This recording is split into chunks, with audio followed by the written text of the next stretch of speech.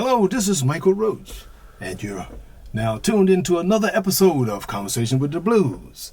And my guest this time, Guy Davis. Welcome, Guy. Good morning, Michael. All right. It's amazing. I'm so pleased. But before we start, I'd like to say that Conversation with the Blues is sponsored by the European Blues Association, incorporating the Archive of African American Music. And I'm here to let you know that the Paul Oliver Collection is fully cataloged and digitized and is over at Oxford Brookes University. And so if you want to access any of the information that we have, this is the American edition of the Conversation with the Blues and the UK reprint of it, Conversation with the Blues. And I like to say that this is the copy with Blind Arvilla Gray on the front cover. And I'm going to just point that out for the moment, and I'm going to make another reference to that later on. Okay. But Guy, it's a pleasure having you. I mean, I'm amazed. Thank you so much for agreeing to come in now, have this discussion. I'm just interested in you as a person, and we're going to talk about some of the Paul Oliver interviews and get your comments on some of the things. You're from New York. I mean, you know, you're a New Yorker, man. What is a New Yorker doing playing blues? That's a good doggone question, man. The only cotton I ever picked, Michael, is my underwear up off the floor. So I'm not sure what it is I'm doing playing the blues. But New York has been central to my learning about the blues. I'm talking about I used to go down into Greenwich Village and meet a lot of the street musicians and players. I grew up near New York City, but my father and mother would bring me into the city almost every week, my sisters and I. Harlem, New York, we were talking about a little earlier. Harlem is where my dad introduced me to the boxer Joe Louis. Back in roughly 1960, it was at a political event called the World's Worst Fair. To reflect on the World's Fair, the World's Worst Fair. And then Harlem is where I also was introduced by my dad to Malcolm X. I remember being a small child reaching way up to shake his hand. So New York has had a lot to do with shaping me as a human being. It's where I've met people who were involved in the civil rights struggle, where I've met freedom riders, where I met the mother of Michael Schwerner, one of the three voting registration workers who were killed murdered in Philadelphia, Mississippi by the Klan. That lady was my teacher, Ann Schwerner. So New York, the blues, life, it's all been happening. That's right, because one of the things that we always talk about is the social context to it anyway, and that's one of the things that attracted me to Paul Oliver and his work, how he always was interested in the social context of the blues, because it just didn't happen. It just didn't come about out of nowhere.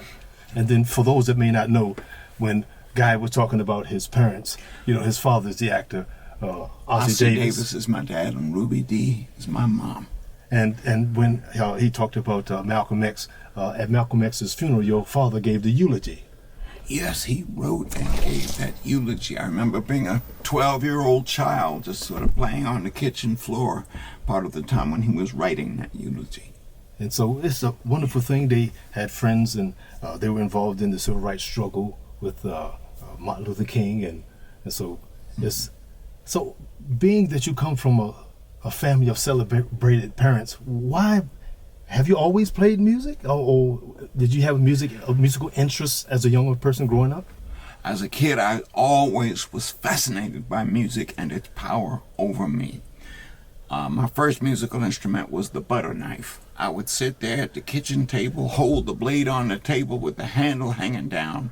I'd wang down on it so it'd go brrr, and then I'd slide the blade onto the table so it'd go brrr. And to me, that was music. Yeah. I'm sure my mother must have wanted to sell me to the gypsies. But other than that, that was a start. Yeah. But then from there came harmonicas and guitars and the banjo.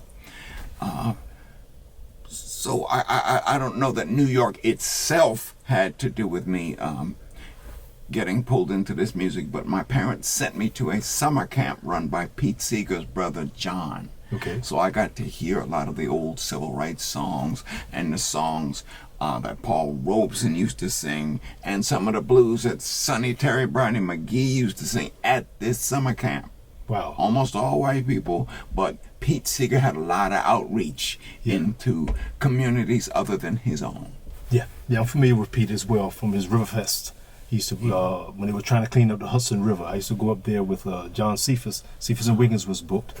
I met Richie Havens up there and Bonnie Raitt up there and got to know them a bit. So, I'm familiar with his work, and it's a wonderful thing. And there's film footage with him, with Mrs. Reverend Gary Davis. That's wonderful. And he was playing a little bit of banjo backing up Davis in the film. And so, so. And when he started playing, Gary kind of stopped, and if Gary could see, he'd have looked at him. He'd have put the eye on him. But yes. And Pete taught, I think he taught us all how to sing together and how to play together. And that means if you want to play with somebody, you got to listen. You got to listen real good, real careful, real close. A good listener is a good player. Yeah. And Michael, I got to tell you, I'm so impressed with this project that you are doing, especially extolling some of the virtues of Mr. Paul Oliver, who was a collector of all this music and interviewing the musicians. This has me utterly fascinated. I love the music, but you got a notch up on it that I think the world needs to hear. Thank you. Because that's what I'm interested in, the social context of it. Because, again, when I got into the blues, I was 27 years old. And I was like, whoa, what is this? And so I was asking questions that others wasn't asking and making people uncomfortable because of the questions innocently I was asking. And so, that's why I'm really pleased. But I found out from your history that in 1978 you recorded for Smithsonian Folkways. Yeah, well, I think it's Folkways Records, run by Mo Ash, who I got to meet. I was given $300 by Pete and his wife Toshi Seeger to record an album. And they said, here's the money, go do it. They didn't give me, you have to go here, you got to do that. I just went and bought myself a tape recorder. And I sat that thing up and started playing into it and singing into it. And I came up with my first chunk of music called Dreams About Life. Dreams About Life. In 1978, my younger sister took the cover photo. I had just gotten through working at this wax factory for almost 2 years, and I had some money, and I had a guy in New York City build me a guitar, an acoustic guitar with 2 necks. One of them was 12-string, one was 6-string. I still got that guitar at home, but it doesn't travel easy. You know? Well, being that, you come from such an esteemed family with all this amazing history from, the context of social justice and the Seegers as well, being the people that gave you the $300 so that you could record and dreams about life. Let's talk about life, and how about we start with an interview that Paul did in 1960 when he traveled to the States, and he went down to St. Louis, Missouri on the 27th of August, 1960, and he interviewed a lady named Marion Oldham. Let's start with that interview. I'm Marion Oldham. I live in St. Louis, Missouri. I'm now engaged in a public demonstration against job discrimination in St. Louis, Missouri at one of the 3 large department stores, namely Scruggs, Vanderbilt, Barney. There are approximately a dozen people here today trying to let the public know that there exists job discrimination at this particular store and encouraging the prospective patrons not to shop at the store.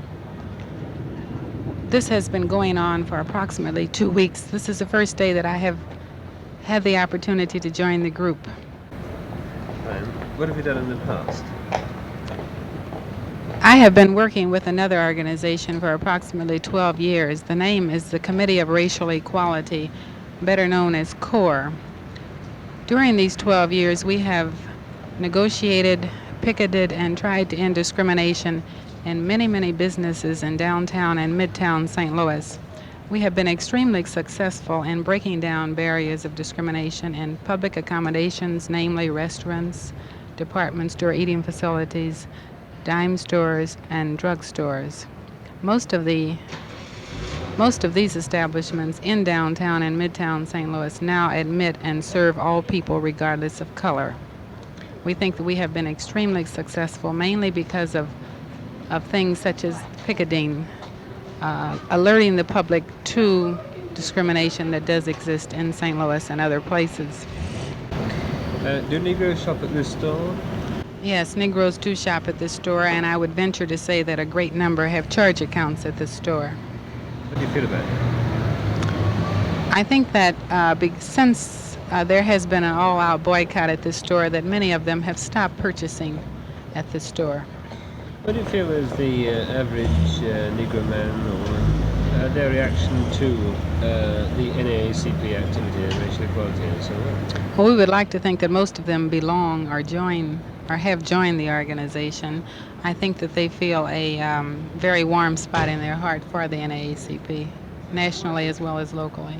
And what do you feel the average person, the white person and so forth here, what do you feel that their reactions are these days? Have you noticed a change or anything? I think that most people are not concerned one way or another. I think that many more of them are becoming concerned because I think they realize it isn't a Negro problem as such, but it's a problem for all people. Would you like to tell me what your feelings about blues are, seeing that you mentioned... Well, I'm not an avid fan of blues singers or blues. I think the reason that I questioned it on the piece of paper was the fact that as a Negro, we have been stereotyped, and it is felt that all Negroes like blues, and I think that this isn't exactly true.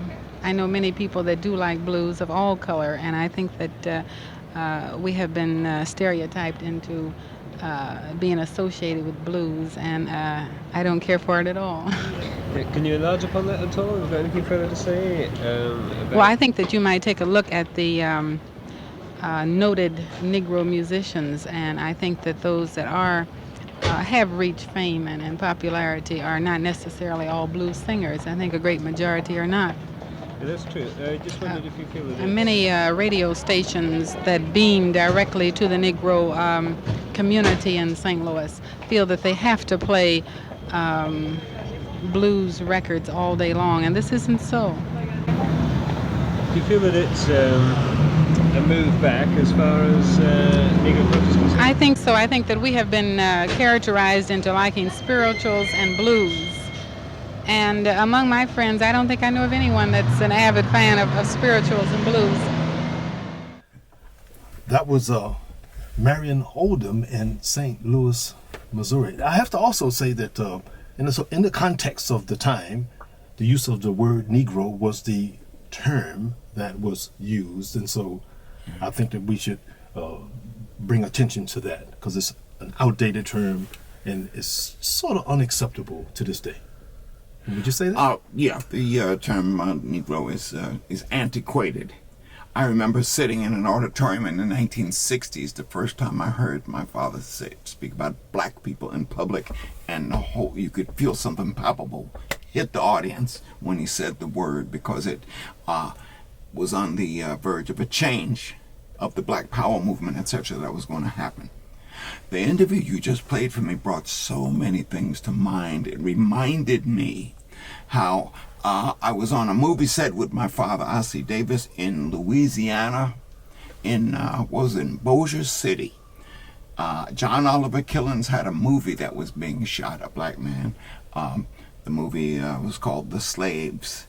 And in that town, there was a record shop that didn't hire black people.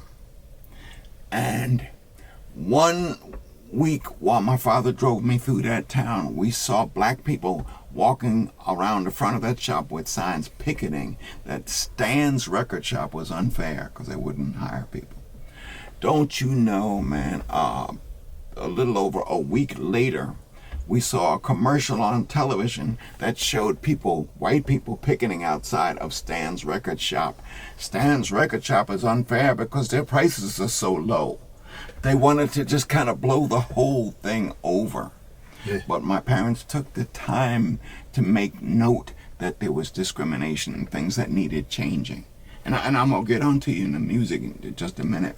But I will say that my parents once, in the face of the New York railway system not hiring black conductors and engineers, they not boycotted, but they protested by not paying their ticket one day on the way into Harlem. But they prearranged it because they had to go in there and do a play that they were in. They were both taken off the train, arrested, so their understudies went on that night. But they were making statements that had to do with fairness and being against discrimination based on race, anything like that, anything crazy like that. About black people and listening to the old music. I'm talking about minstrel music, banjo music, blues music, music that is sort of between us and slave times, music that harkens toward the past.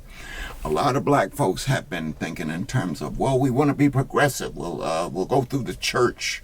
We're doing this Montgomery bus boycott. We should have folk songs and this and that. Black people are forward-looking people, but we have to be that in order. That's part of our survival. And when black people say, well, we don't listen to that old stuff anymore, I know that there is some growth going on. They are trying to take themselves from this shore over to that shore, from A to get to B. And that means you got to take a step away from the thing that is at A. But it is vitally important that those things not be forgotten. And hence, in my mind, that is why people such as yourself and Paul Oliver, who archive these experiences, it's so important that we remember that these things happened. Just like the Jewish people very rightly say, there was this terrible Holocaust, and this should never be again. Well, that means it has to be remembered.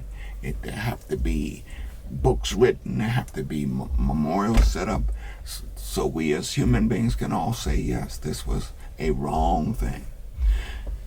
Now, that music with us, banjo music, yeah, I can see there was a time in forward-moving black people that maybe banjo music and blues will look to be too primitive and heading back into the days of separate but definitely unequal.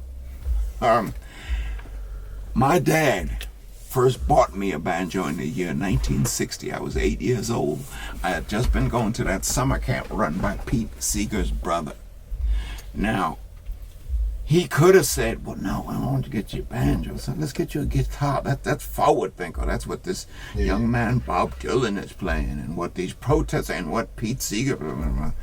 But he did not stigmatize me with that, and he bought me that banjo. And to this day, I am grateful that he didn't automatically assign the worst aspects of the banjo to me wanting to play banjo music, because I compose on it now. I do songs that have that old sound, so that makes me a part of the recreation of history with that old sound, but I write new music on it. And I think we're far enough away to look back and own what is ours. Thank you.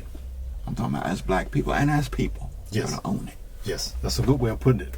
And I was just looking through that book because there was a lot of discussion about playing the old songs and the kind of affection and the way in which it would be interpreted to audiences. And so I can relate to what you're saying, because when I was playing in Washington, D.C., and black folks was in the audience, they would stay in the back because they were uncomfortable with what I was going to say, because mostly whites was in the front.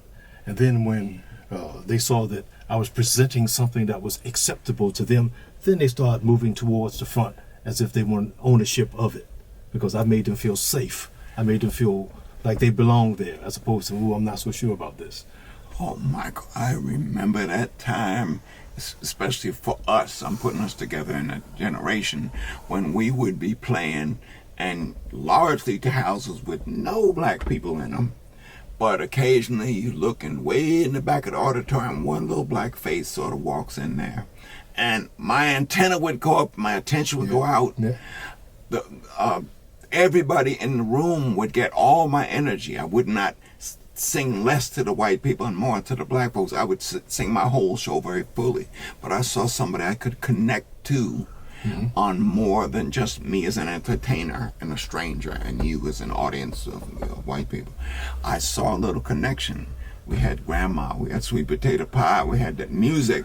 So over the years, you and I have had to see this, negotiate with it, deal with it. And nowadays, we would see a lot more black folks in the audiences, but that has a lot to do with folks in the media, such as yourself, who make sure that we hear the stories of the black entertainers from way back until now. That's important. You have to have the social context because it just didn't pop out of nowhere. Yeah, it's social context. That way we can speak about the quote-unquote coon songs and the songs that use the N-word because they have a context. There was a time when the word was commonly used and such. Yeah. I'm doing a session on that about we have a very rare sheet music collection, and we're going to talk about that as well because a lot of that was political. And we discussed that a bit, but I'm gonna save that for another episode. But let's play another interview. Okay. I met this piano player, Nick Spitzer. He's a folklorist for the Smithsonian, and I was featured in one of the Passing on the Traditions. They interviewed John Cephas down at his house, and he came and filmed. They had a whole day of music playing and everything down there. And when it started, I was on the front. I was in the beginning of it. It was me talking about my experience in the blues, and then it was all about how John Cephas and John Jackson had passed the tradition on to me, and I was like, wow. So I stayed in touch with Nick Spitzer. He did a program on NPR called American Roots. That's him. Okay, that's him. And so he got a Reader's Digest grant for $5 million, and he put some programs together in Carnegie Hall, and he invited us all up to it. And so we went up to Carnegie Hall for the show, and that's where I met Sammy Price for the show there. And he took us to Teresa's in Harlem, and we had a meal there. And I'm going to make sure I superimpose this photo with all of us sitting at the dinner table at that time. So I stayed in touch with Sammy Price. And then I was the president of the DC Blues Society at the time. And I also called Sammy and brought him down to Washington to play for the DC Blues Festival that we had. And so he came early and then spent the time with my wife and I at our house and everything. So I stayed in touch with him. He was in his 80s, all the way up until when he passed away. And so when I moved to Britain and went through Paul's collection and saw that he had interviewed Sammy Price, I went, hey, Paul, I knew Sammy Price, and he had a book, and I showed Paul the book, and I'll be superimposing the book in this film as well. And he signed it. Don't talk about me when I'm gone. And so, so Sammy, I'm talking about you now. And so I was like, Paul, please, can I hear? One of the first interviews I asked Paul, could I hear, was the Sammy Price interview. And so I love to hear some of your thoughts on this interview. So this is Paul interviewing Sammy Price in New York City. This is June 27th. And he asked Paul about life and conditions of living in Harlem. This is Sammy Price. Could you tell me something about conditions of living in Harlem at the moment? Well, the condition of living in Harlem at the moment, not a bad picture, because you have a lot of the larger buildings are replacing the houses that the landlord did absolutely nothing about. And I think this is a good thing. The only unfortunate thing about it is that when these buildings, when these people who formerly lived in these areas move, when the new buildings are erected, they can't come back into these buildings because the rent is too high and there's some sort of a restriction on the amount of people in your family, or they require you, if you got 4 kids, you got to have 5 bedrooms, and they don't just build the kind of apartment. So consequently, you can have a new a new turnover of the community, I would say. That is population-wise. What is the effect of Negroes coming from the south into Harlem? Well, I don't think that's a problem, because you've had Negroes migrating all over America since, the turn of the century. That's not a problem. Are they objected to by Northern Negroes? Well, I don't say that they're objected to. Many of the Northern Negroes and many of the middle-class Negroes have a lot of false pride, and they're living, with it like an ostrich, with their heads in the sand, and thinking, oh, this is terrible. Yet if you go into some of their homes, they do the same thing. A lot of these other people do. Is overcrowding severe? Well, yes, I would say yes. Overcrowding is severe. So can you tell me something about the different movements that have been formed in Harlem?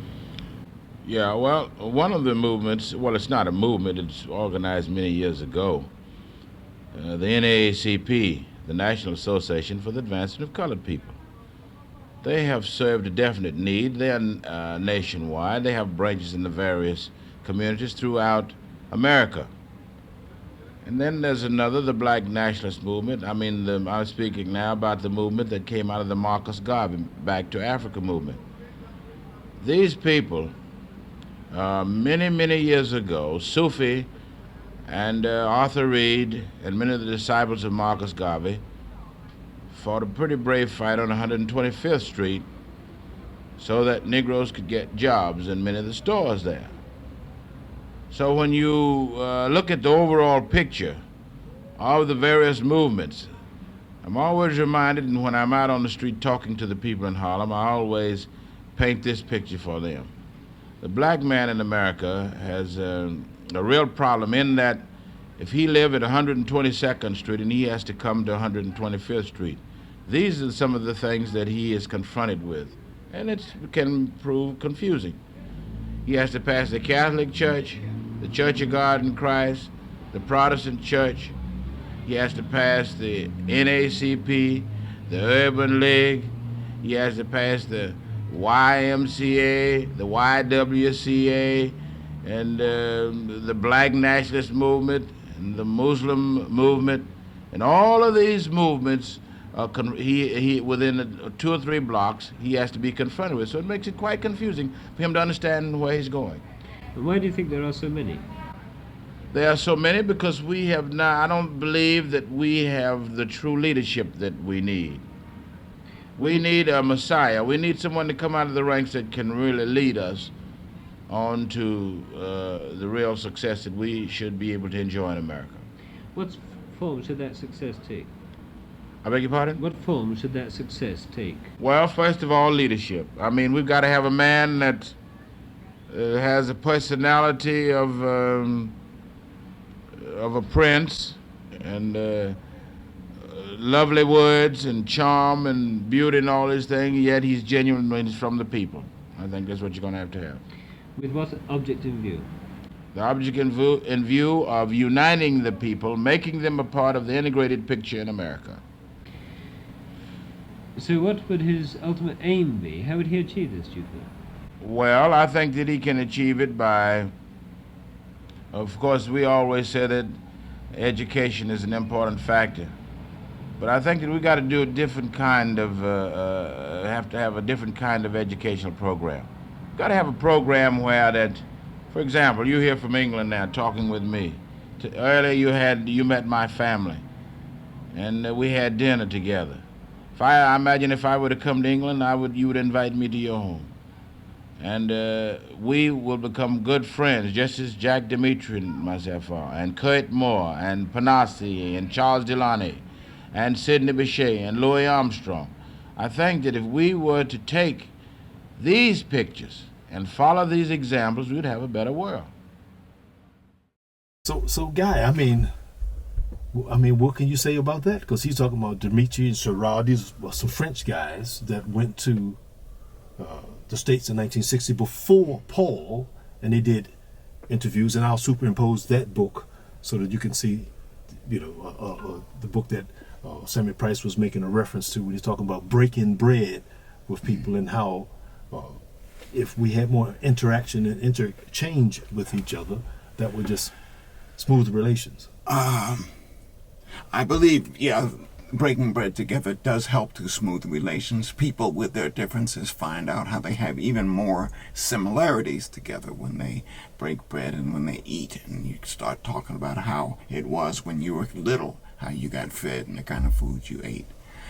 But in the back of my mind, I'm hearing my father's voice sometime before he died. He said, "Son, remember, the face of racism now is economic."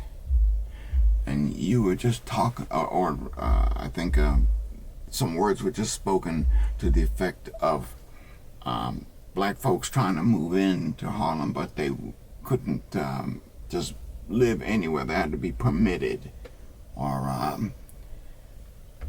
and there's sort of like, it might not have been said that there are codes to keep the black folks in certain areas, the white folks in others. And this, so in addition to breaking bread together, still an economic sense of justice has to be pursued. It is that economics which helped give rise to what we call the blues today. Even though there have been blues from way back to antiquity, what we call the blues today has a lot to do with the post-slavery world, with the segregated world, with the black folks, white folks living so-called side by side, but all the black folks get sort of shunted over to a certain area. You know, I shouldn't even be saying this, but this is making me think about the Middle East, about Israel and Palestine and the Gaza Strip. Right now we're in the midst of a war, and I'm wondering, all this bombing that's going on of the Gaza Strip, they say it's to get rid of Hamas. I understand, but I'm wondering if all the Palestinians who do manage to make it out of Gaza, probably into Egypt or wherever, will they be allowed back? That makes me wonder. This is not the subject we're talking about today, but this has a lot to do with who's in charge of the money and where we can live and that sort of thing. It's a good point. That's a very good point. I call it economic segregation. Economic segregation. So when that gentleman was just talking about the Harlem, is, you know, it's not bad. Yeah, it's not bad in terms of maybe black people being called out easily and brought down in public and led away in handcuffs. But remember, at the time that interview took place, the Black Power movement hadn't started. The FBI's COINTELPRO program hadn't, well, I don't think it has started. But the world needs lots of talking about. So you sitting here talking to me about music, black folks, and the archiving of our musical culture, that leads me to the very things I've just been talking about, to all the social justice issues, not just the musical justice issues. Yeah, they're all connected. Yep. That's what we always said about Paul's work in vernacular architecture and blues. He found linkages where he said that you have to play the instrument. You have to build this home. So if you have nothing, what would you do? You have to have a dwelling. One of his books was called Dwellings. And so people are ingenious in that way, and that we can create from nothing and we can make something. And that's the human experience. That's nothing related just to black people. Everybody have that. Human experience. Michael, I got to hit you with something, man. One time I was in, I think it was Italy, could have been Spain. I did a show doubling with Otis Taylor and his daughter Cassie. And I was to be interviewed the moment I came off stage. I was supposed to go to another classroom, be interviewed, and teach a workshop. So I hustled over to that classroom. I still had my finger picks on from the concert. And there are people sitting there waiting for me. I hadn't even shook the concert off me, and I was like, "Guy, what do you think about white boys playing the blues?" I mean, point, just pop, and I'm sitting in the chair, and I wasn't sure what to say because I know that black folks have to sometimes negotiate little political landmines and things about what you say, when you say it, where you are, and who you're saying it to. But I sat there for just a moment, and my eyes looked down at my finger picks, and I noticed that where my hands used to be were hanging my father's hands. I was looking at my father's hands eating with the finger picks on. And I'd never seen that before. I don't know how it happened, but hanging out of my shirt sleeves were his hands. And that was telling me that however I answered this, I had to dig deep and think about this one. And I thought about the Caucasian musicians I know who play the blues, many who I don't know personally, but I'm talking about the Bonnie Raitt and the John Hammonds and the Kelly Joe Phelps and the Paul Jeremiahs and the Jeff Beck and Eric Claptons. And I believe that most of the people I know, the white people who play the blues, aren't getting rich from it. As I'm not getting rich from it. I believe that they're playing it because they love it. But this was telling me that the context of the music of the blues must not be forgotten. This blues, this music came out of people's lives. Sometimes their misery, sometimes it came out of their, the community aspect of men and women, that kind of thing. So I think essentially, and I knew how to say all the polite things. Well, the blues belongs to us all, and we must be nice and Christian and share it. And yeah, I do believe in that Christian ethic, but I believe that black people, if they can financially, but even if they can't do it financially, we got to take ownership of this music. Ownership, not in the selfish sense that means it cannot be played except by us, only for us. No, it's already being played all over the world. Yeah. But we have to take the ownership and recognize ourselves in that music. And nobody has the right to keep us as outsiders to our own music, or to make us sound like, well, you haven't read this book yet, so therefore you don't know the blah, blah, blah. Well, yeah, there may be facts in books that I don't know, but you weren't there when my grandmama told me about the black family who was so hungry they were stealing chickens, and the white man they were stealing from, rather than calling the sheriff, he fed his chickens something poisonous, some kind of, and so when the kids ate that chicken, they died. That black man's family died. So I know about blues from another perspective. Well put. Thank you for saying that. Okay. Thank you for saying that. Well, I want to play one more interview. Hit me, Daddy-O. What you got there? What you got, Michael Roach? This is another Sammy. This is a continuation of that same interview with Sammy Price. Okay. And Paul asked him a few questions. I wanted to ask you the same questions as well. I thought that'd be a nice contemporary way of updating the questions he asked in 1960 in 2023. So this is Sammy Price. Can you tell me something about discrimination in New York? Yes, we have discrimination in New York City. There's no mistake about that. You must remember that you have hundreds of thousands of people from the South coming into New York City each week. They come in contact with their loved ones and relatives, and they say, well, you remember back home how we used to do, and the guy's reminded of this. So he will act a little indifferent with people of my race during the time that these people are here, just to show them or to prove to them that he haven't forgotten how to treat a black man. And then on the other hand, you'll find that For example, we had a man who applied here for a license to have a meeting here, a permit, and he's a Nazi. I don't have to tell you, you know how reactionary these people are, and the people will resent this. Well, now, if he would apply for a license, he is evidently representing a group of people. Now, who are these people? We could never know who they are unless we allow them to come and have the meeting. Then we can see who our friends are. You talk about our friends. Do you feel that there is Negro discrimination against whites in? Yes, there is Negro discrimination against whites, and there's Negro discrimination.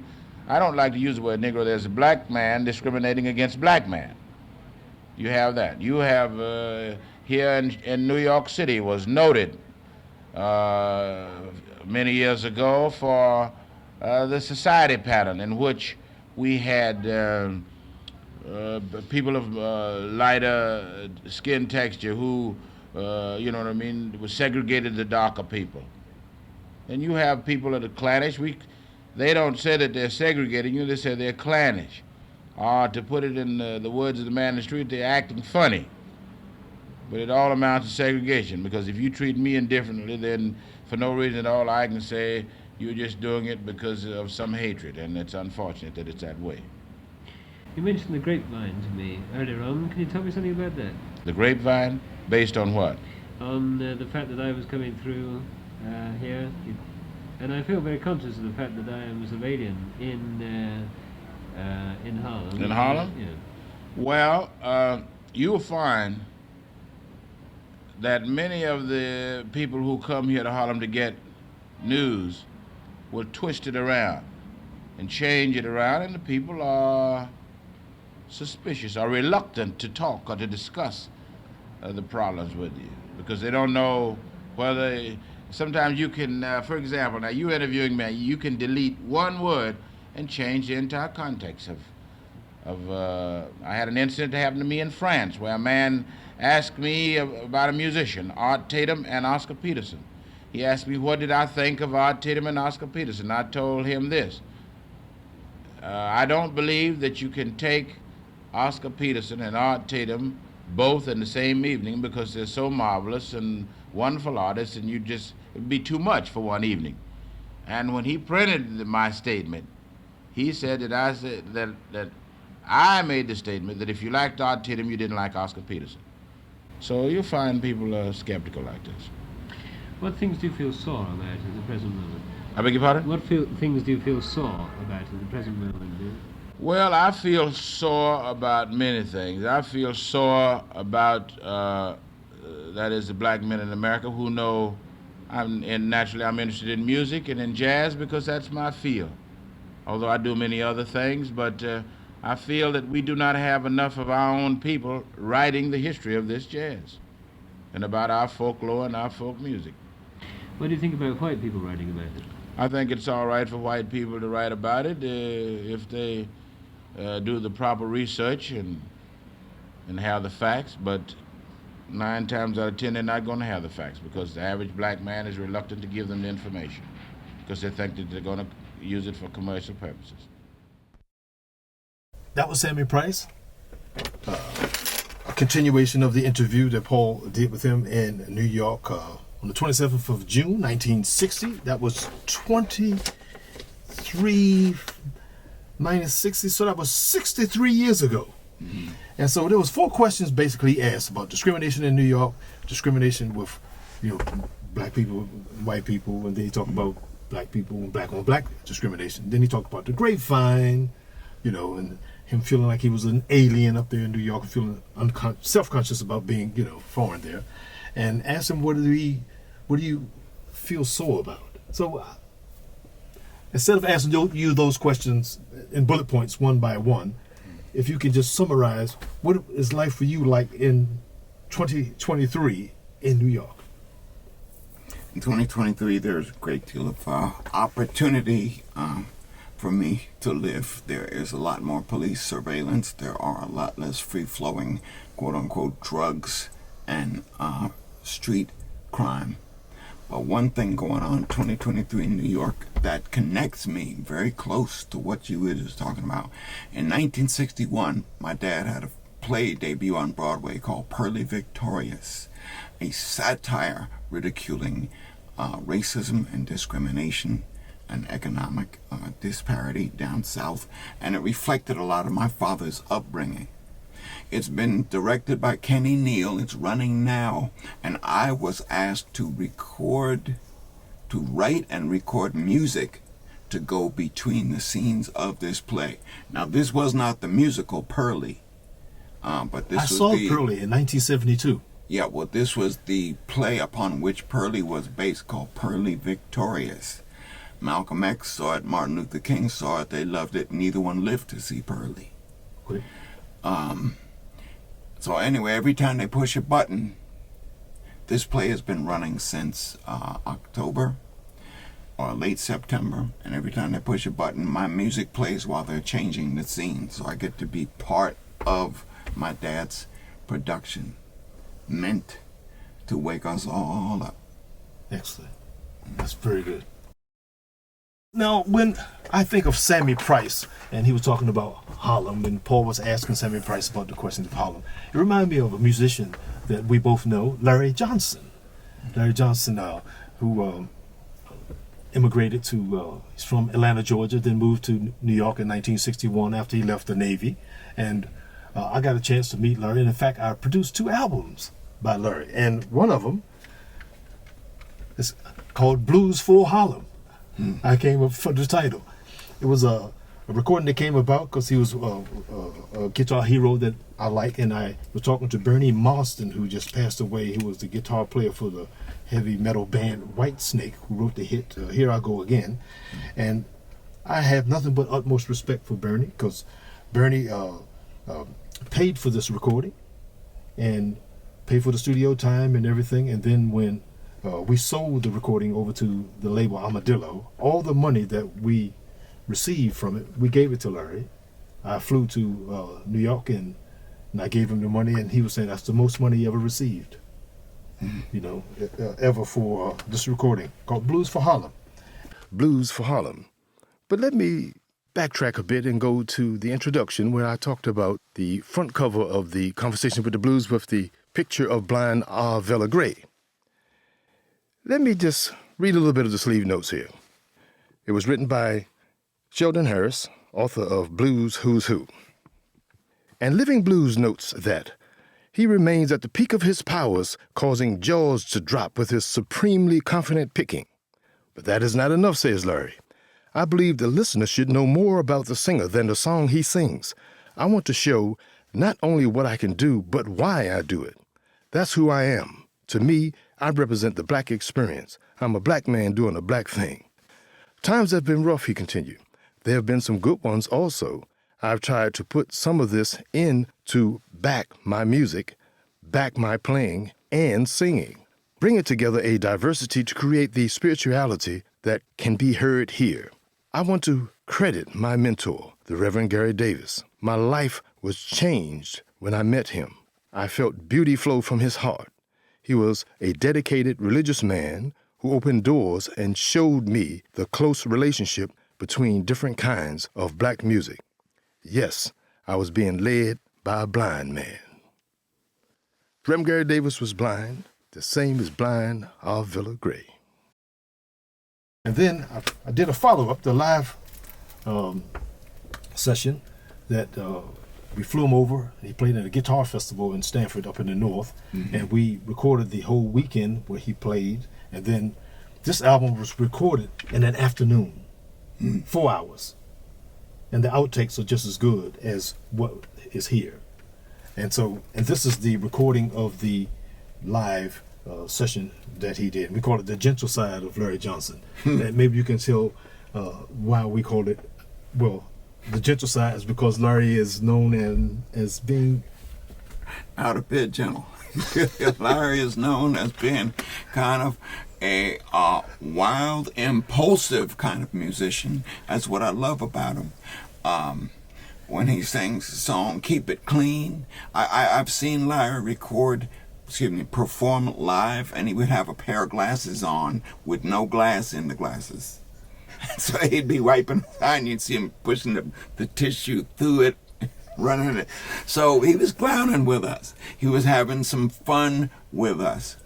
I think Larry Johnson was a force of nature, and I wish that he had been even more greatly recognized.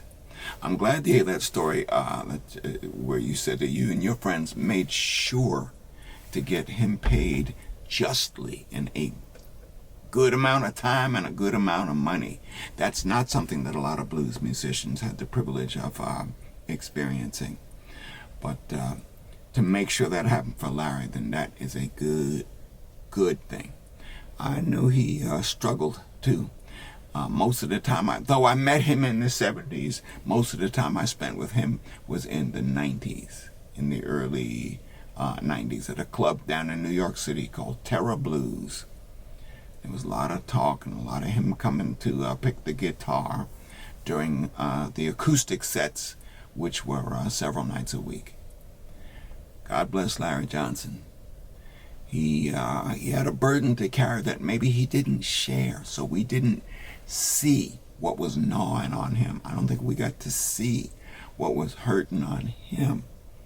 He would either keep us at arm's distance, or crack a joke, or play too long, or do whatever he wanted to do. But the things that he needed to soothe his heart maybe were not as much part of his life as they should have been. So it was good when you helped to arrange to make sure he got paid in full. Yeah, we're lucky to have known him. Yes. Excellent.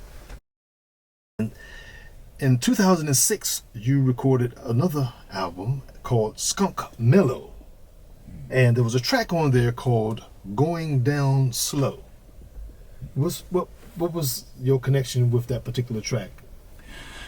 Okay, that Jimmy Oden song, Going Down Slow, St. Louis Jimmy. I had heard a dear friend named Eric Bibb sing that, and I think his version is the best in the world, bar none, that's going on now. Lightning Hopkins has sung it, Mance Lipscomb, B.B. King, Ray Charles, everybody has sung this thing, Howlin' Wolf. But Eric Bibb's version is the light that I think all the rest of us have to measure by. I just happen to love this song, so I created a version where I got to play the guitar and play the harmonica, and that's what's up with Going Down Slow. Well, how about we end our conversation with an interview with Paul talking to St. Louis Jimmy, 14th of July, 1960.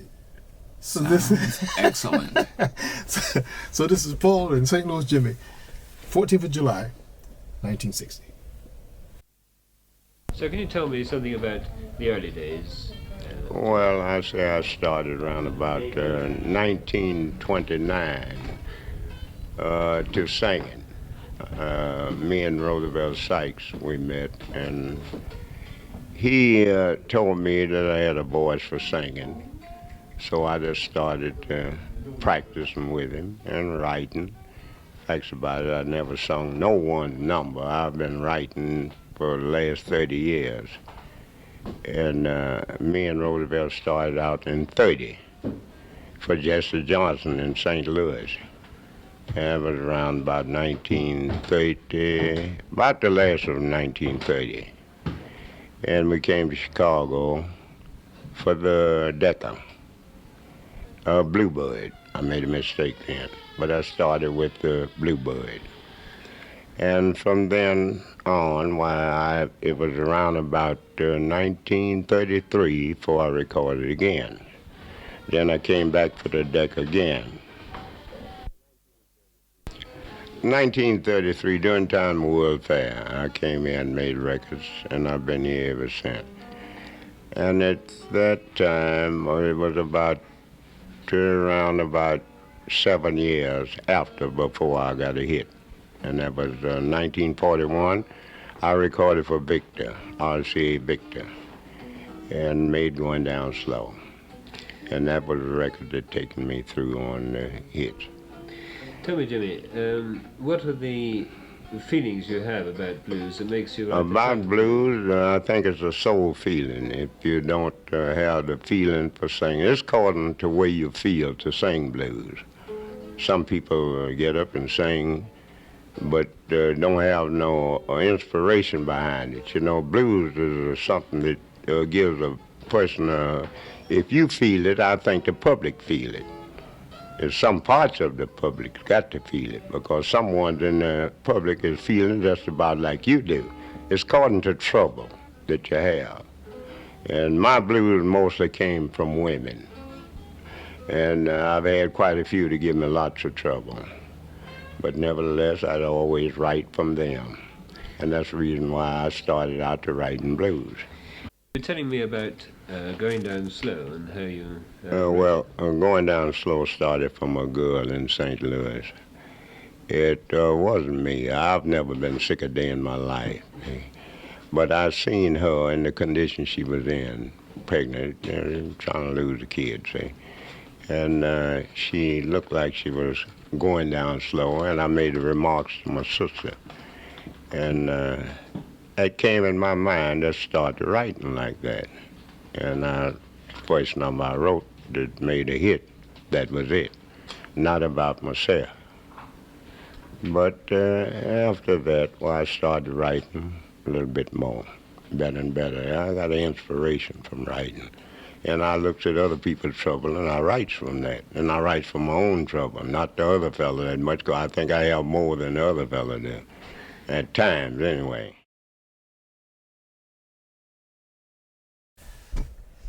So that was St. Louis Jimmy. Guy, thank you for having this conversation. You are so welcome, Michael Roach.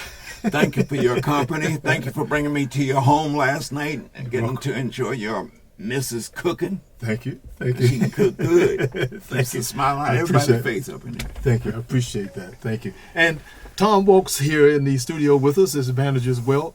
And great, Tom, having you with us here in Gloucester. That's where we are filming, by the way, over here in Gloucester. Thank you for having us. Thank you for having Guy. Excellent.